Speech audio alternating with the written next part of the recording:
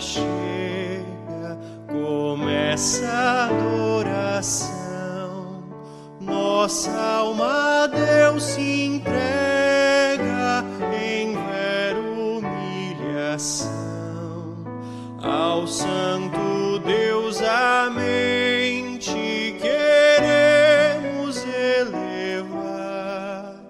É nosso Pai clemente que bênçãos faz jorrar. Olá, que a paz de Cristo esteja contigo. As congregações São Lucas, São João e Cristo para Todos de Novo Hamburgo e a todos que nos acompanham, iniciamos este momento em nome de Deus Pai, Filho e Espírito Santo. Amém.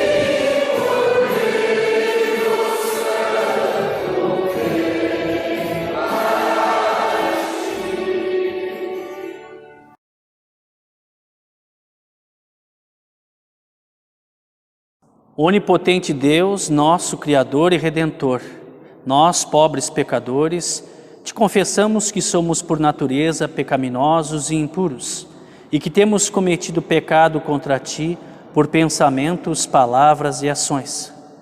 Recorremos, portanto, ao refúgio da tua infinita compaixão, buscando e implorando a tua graça, por amor do nosso Senhor Jesus Cristo.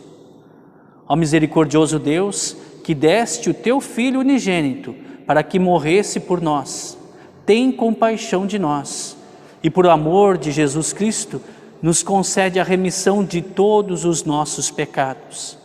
E pelo teu Santo Espírito aumenta em nós o conhecimento verdadeiro de ti e de tua vontade e a reta obediência à tua palavra, a fim de, por tua graça, alcançarmos a vida eterna, mediante Jesus Cristo, nosso Senhor.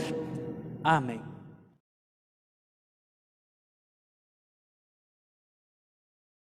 O Deus Todo-Poderoso, nosso Pai Celestial, teve compaixão de nós e entregou o seu Filho unigênito para que morresse por nós. E por amor do seu nome, nos perdoou todos os nossos pecados. E aos que creem em seu nome, lhes deu o poder de serem feitos filhos de Deus, e lhes prometeu o seu Espírito Santo. Quem crer e for batizado será salvo. Amém.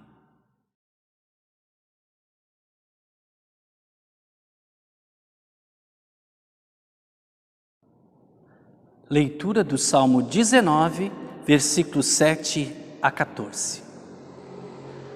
A lei do Senhor é perfeita e nos dá novas forças. Os seus conselhos merecem confiança e dão sabedoria às pessoas simples.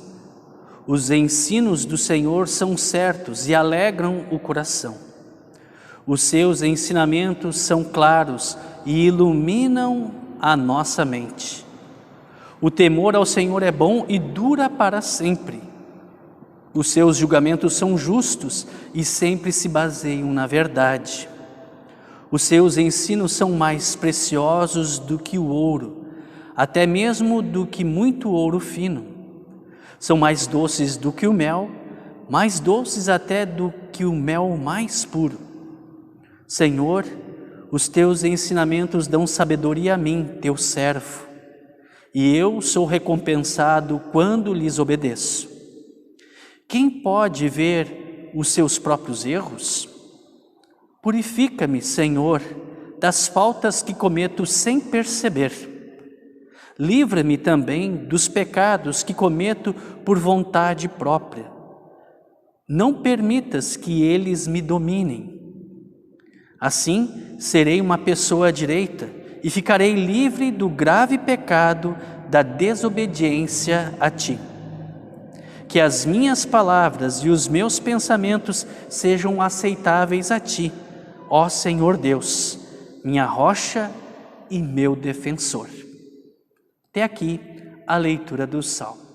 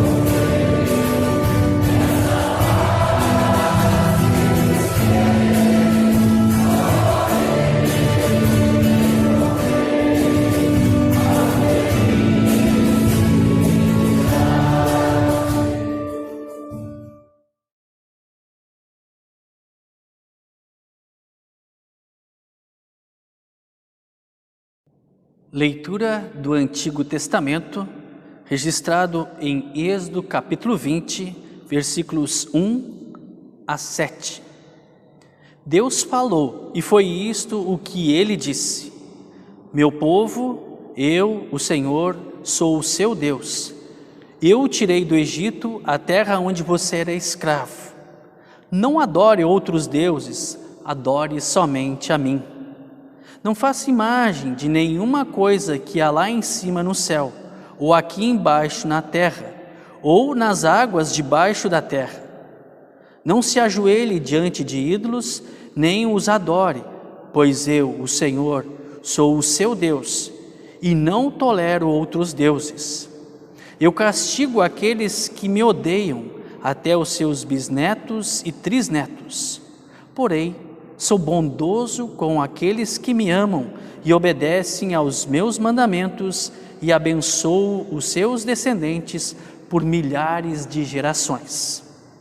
Não use o meu nome sem o respeito que ele merece, pois eu sou o Senhor, o Deus de vocês, e castigo aqueles que desrespeitam o meu nome. Até aqui a leitura do Antigo Testamento.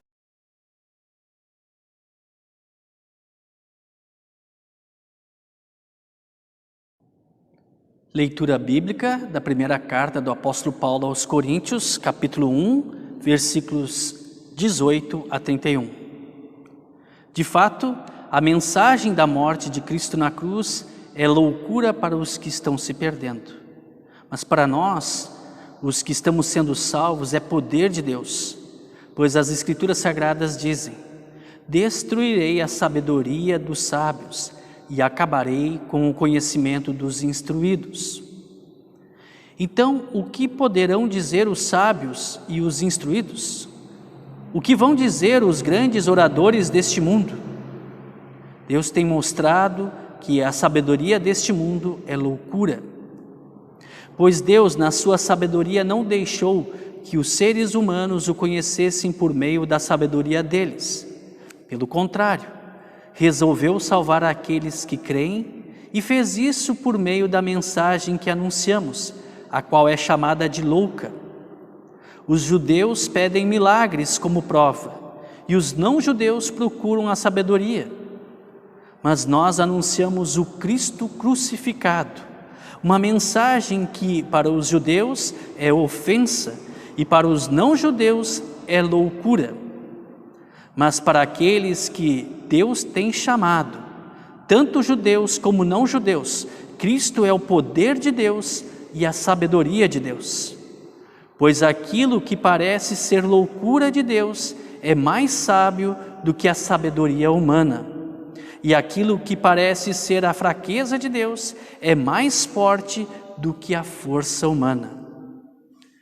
Agora, meus irmãos, lembrem do que vocês eram quando Deus os chamou. Do ponto de vista humano, poucos de vocês eram sábios, ou poderosos, ou de famílias importantes. Para envergonhar os sábios, Deus escolheu aquilo que o mundo acha que é loucura. E para envergonhar os poderosos, Ele escolheu o que o mundo acha fraco. Para destruir o que o mundo pensa que é importante, Deus escolheu aquilo que o mundo despreza, acha humilde e diz que não tem valor. Isso quer dizer que ninguém pode ficar orgulhoso, pois sabe que está sendo visto por Deus. Porém, Deus uniu vocês com Cristo Jesus e fez com que Cristo seja a nossa sabedoria. E é por meio de Cristo que somos aceitos por Deus, nos tornando o povo de Deus, e somos salvos. Portanto, como as Escrituras Sagradas dizem, quem quiser se orgulhar, que se orgulhe daquilo que o Senhor faz. Até aqui a leitura.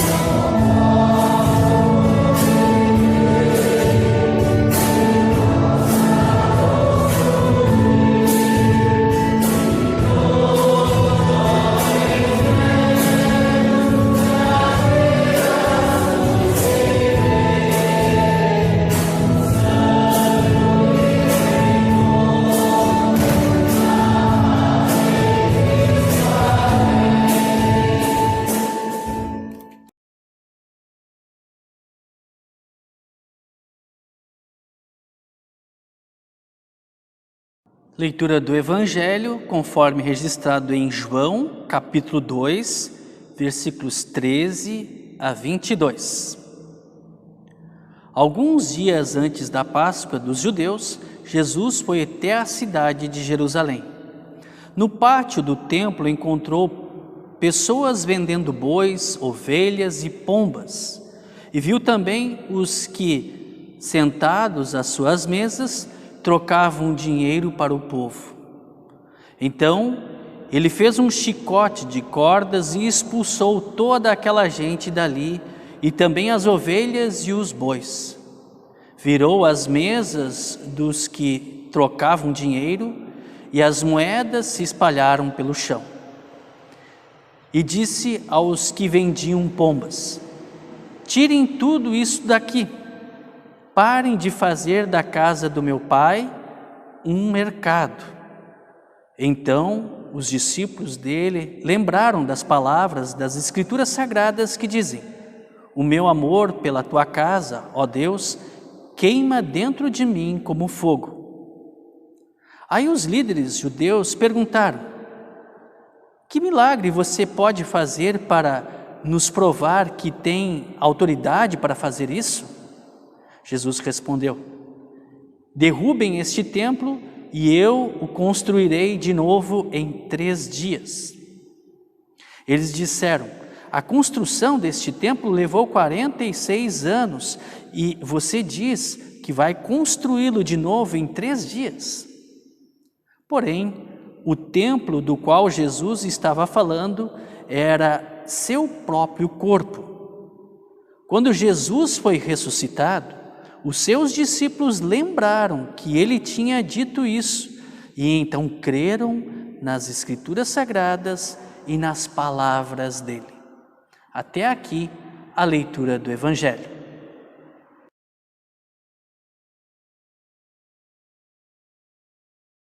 Creio em Deus Pai Todo-Poderoso, Criador do céu e da terra, e em Jesus Cristo, seu único Filho, nosso Senhor, o qual foi concebido pelo Espírito Santo, nasceu da Virgem Maria, padeceu sob Pôncio Pilatos, foi crucificado, morto e sepultado, desceu ao inferno.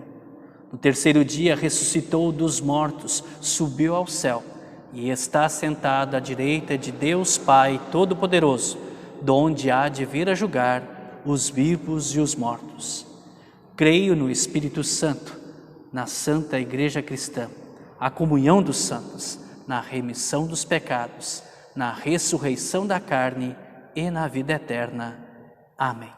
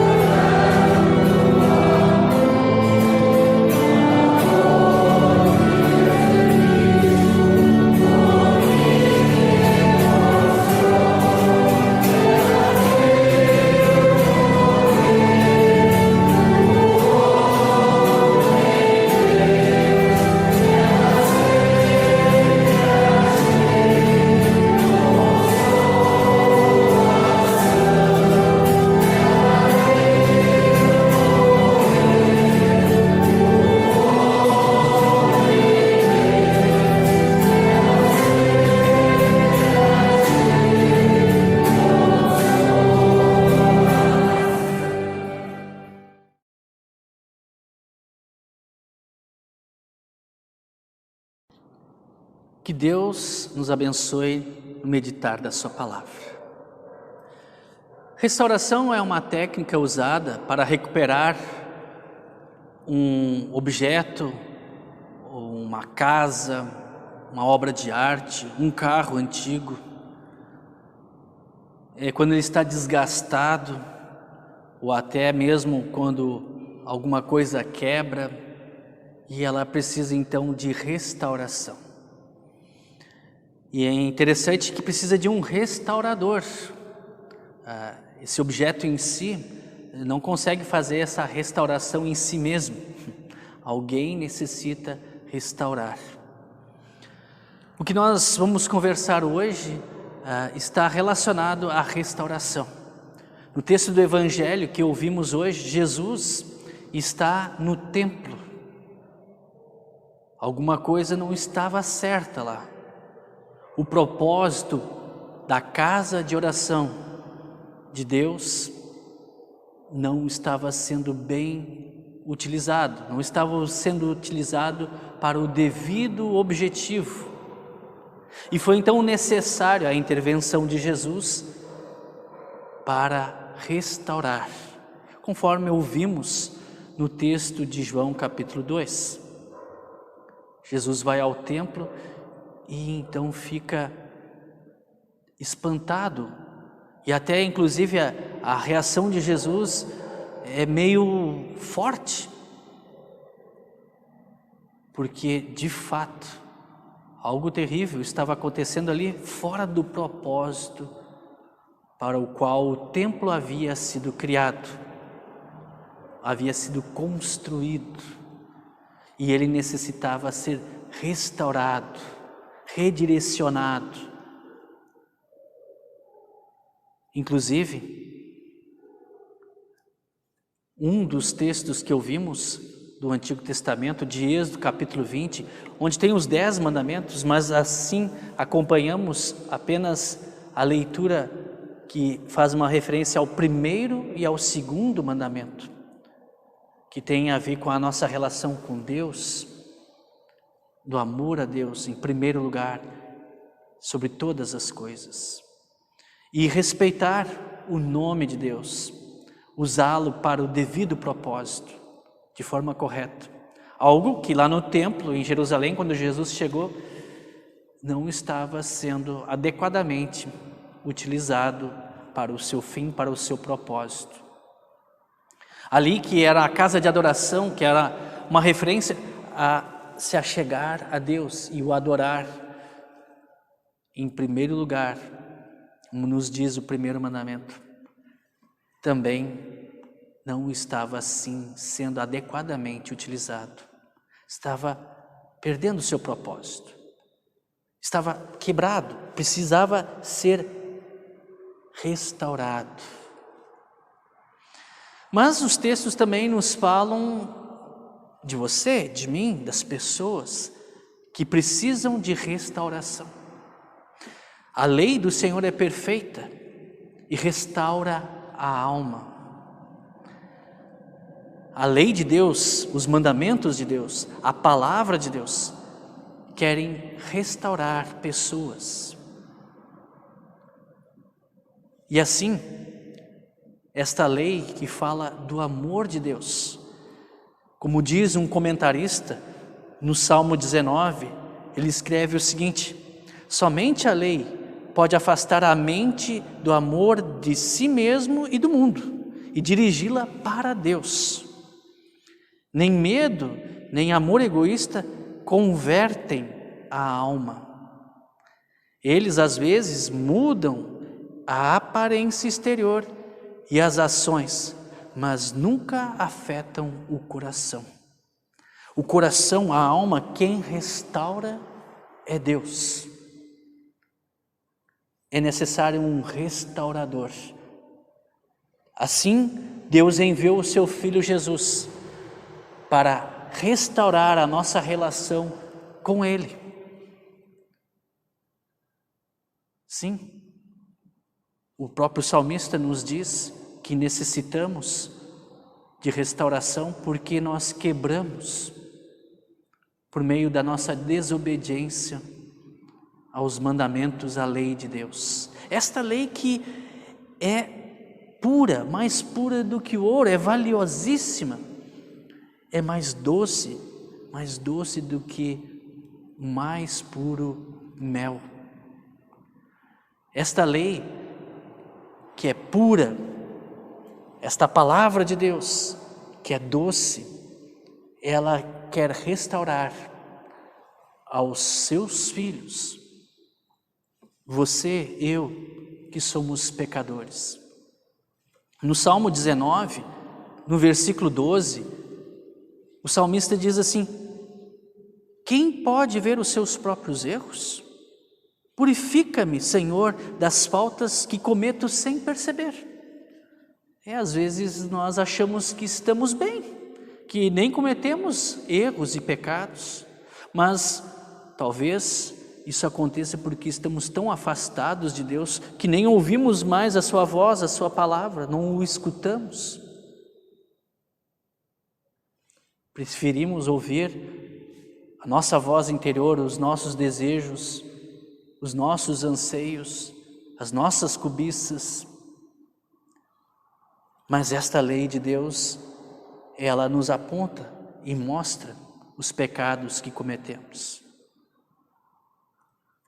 Diz também no Salmo 13, aliás, no Salmo 19, versículo 13: livra-me também dos pecados que cometo por vontade própria. Não permitas que eles me dominem. Assim serei uma pessoa direita e ficarei livre dos graves pecados da desobediência a ti. Lá no Salmo 20, os 10 mandamentos, só dando uma rápida relembrada, nós percebemos que tem pecados que conhecemos.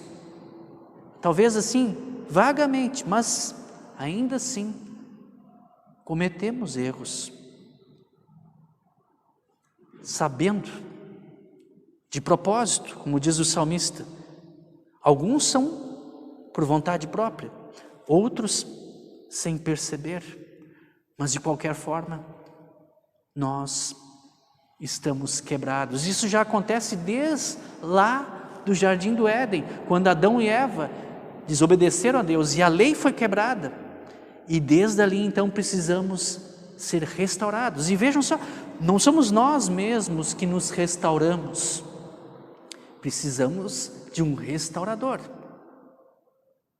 que é o nosso Deus, que enviou o seu Filho Jesus, que no texto do Evangelho, conforme ouvimos em João capítulo 2, fala que ele iria restaurar aquele templo. E ali, então, eles, como assim? Vai derrubar este templo e restaurá-lo novamente em 3 dias? Como assim? Levou muitos anos para esse templo ser construído, agora em 3 dias? Como assim? Só que Jesus não estava falando do templo, da construção, mas dele mesmo. E aí os discípulos inclusive lembraram, quando Jesus ressuscitou dos mortos, que ele havia falado isso. Ou seja, ele foi restaurado, ele foi primeiro morto na cruz, para assim perdoar os nossos pecados. Estamos nesse período de Quaresma, em que somos remetidos e lembrados do arrependimento, de reconhecer os erros, para que Deus nos restaure, nos renove, nos torne uma nova criatura, nos dê um novo coração, uma nova mente, uma nova vida.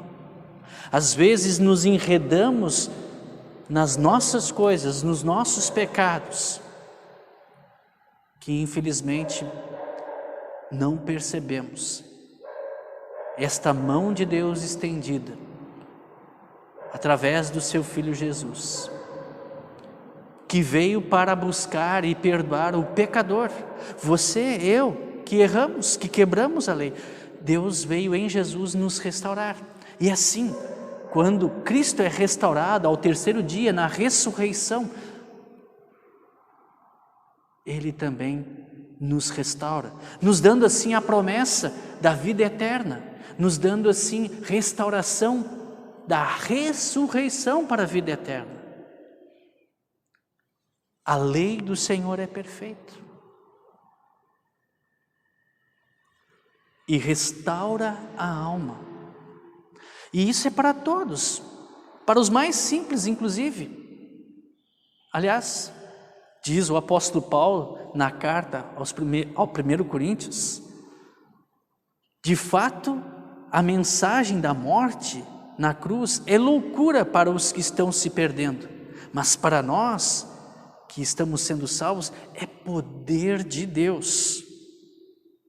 E esta palavra, ela diz no versículo 26, do ponto de vista humano, poucos de vocês eram sábios ou poderosos ou de famílias importantes, como se isso de alguma coisa fosse adiantar, porque essa restauração não está naquilo que somos ou temos, ou que pensamos que somos, mas está na graça e no amor divino.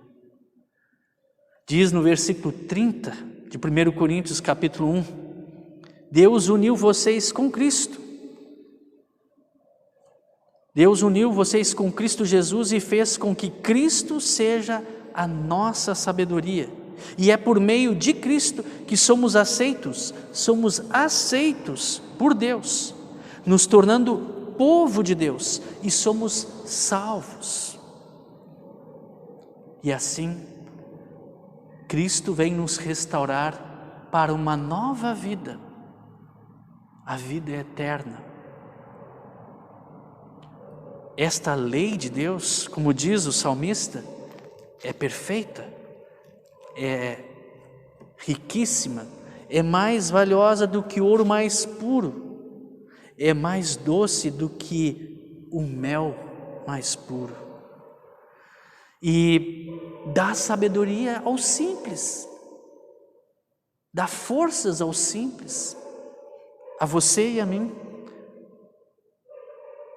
Os seus conselhos merecem confiança e dão sabedoria às pessoas simples. Os ensinos do Senhor são certos e alegram o coração. Esta é a lei de Deus, a palavra de Deus, que após a restauração quer nos encaminhar num novo caminho que leve à salvação eterna.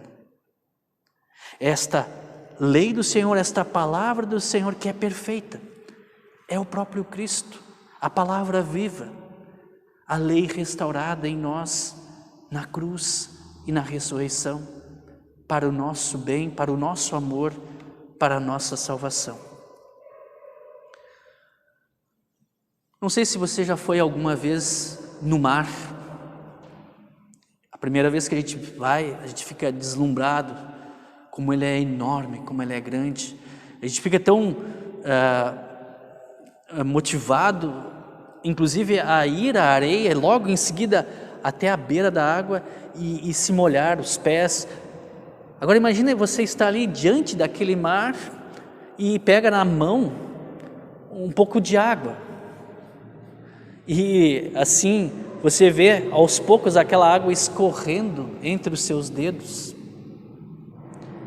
Pois é, esta água que pegamos ali diante do mar e escorre entre os nossos dedos, essa é a nossa vida. E todas as coisas que nós julgamos importantes, que logo, rapidamente se vão. Mas este amor de Deus, o perdão que Ele dá, a vida eterna que Ele oferece em Jesus, esta nova vida, desta pregação que para muitos é loucura, mas é a mensagem do poder de Deus, que salva para a vida eterna. É aquele mar que está diante de ti, aquela imensidão toda, infindável. E é desta eternidade, desta imensidão do amor de Deus, que fala o nosso Senhor Jesus quando deu a sua vida na cruz em nosso favor, com a finalidade de nos restaurar, nos tornar um novo ser, uma nova criatura. Este amor de Deus é para ti, é para mim. Amém.